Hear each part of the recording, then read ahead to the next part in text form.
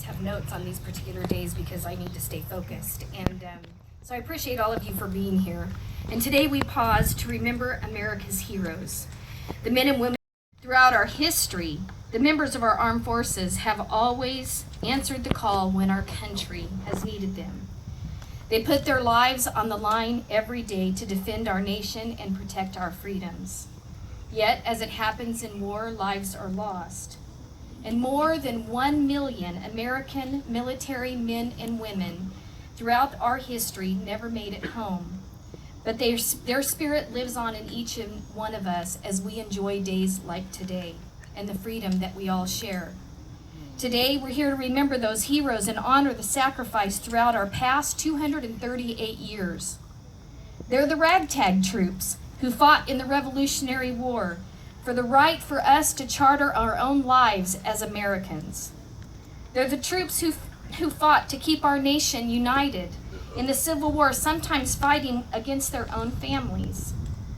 They're the young people from small farms and small towns who went over there to Europe to fight imperialism in World War I.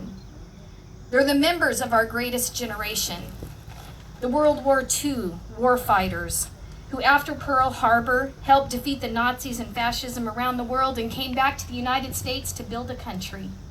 They're the men and women who fought the communist expansion in the Korean War. They're the Americans who fought so bravely in Vietnam and never got the recognition they rightly deserved when answering their call to duty for our country when they came home. And most recently, they're the men and women who, after the tragic day on 9/11, fought in Iraq and Afghanistan to help defeat terrorists and enemies of freedom. It's tragic and even mind-numbing to think of the sheer number of people that have been killed in battle. Sometimes the meaning of each individual life gets lost when we hear the numbers, such as 58,000 combat-related deaths in the Vietnam War alone. But we must always remember that each one of those is a hero and has a unique story. I read a poem recently and I wanted to share it today with you because it touched my heart. Amidst the desert sands, dawning's just begun. Battle rages on, bombing veils against the rising sun. A boy, not yet a man, holds a picture to his heart of a loved one not forgotten, though oceans keep them apart. Called to serve his country, the land of the free and the home of the brave, risking his existence for the lives that he may save.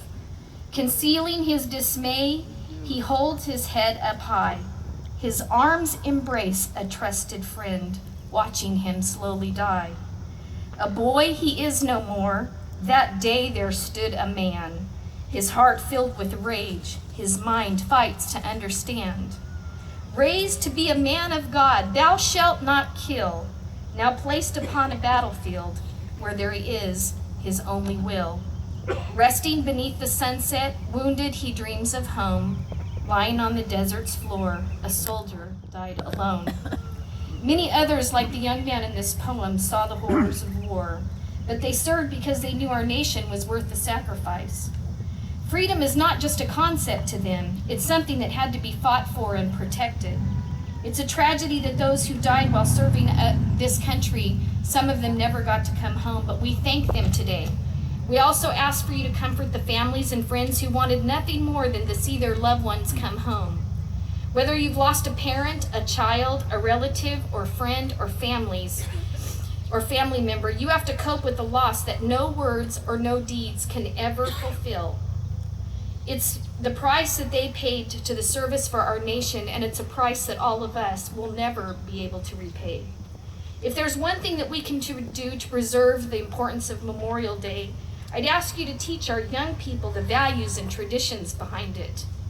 We need to remind those perhaps that have never served or never knew someone that served that this is far more than a 3-day weekend. So we give thanks to the families of our fallen for being there to keep their memories alive. And I want to thank the veterans here today that tell the stories of their friends who died. I also want to thank the brave soldiers and sailors that are still overseas fighting for us today. So in closing, I pause for you to remember everyone in the United States Army, United States Air Force, United States Navy, United States Marine Corps, the Coast Guard, and National Guard, because they give everything that's asked of them, including their life. And as you walk around the grounds today and you see people that have been buried because they're here and they've given their life to their country, to our country, for the freedoms that we so much enjoy, I ask you to remember that you're standing next to or on hallowed ground. It's sacred ground because their life is in that grave. So God bless you, and thank you for letting me be here.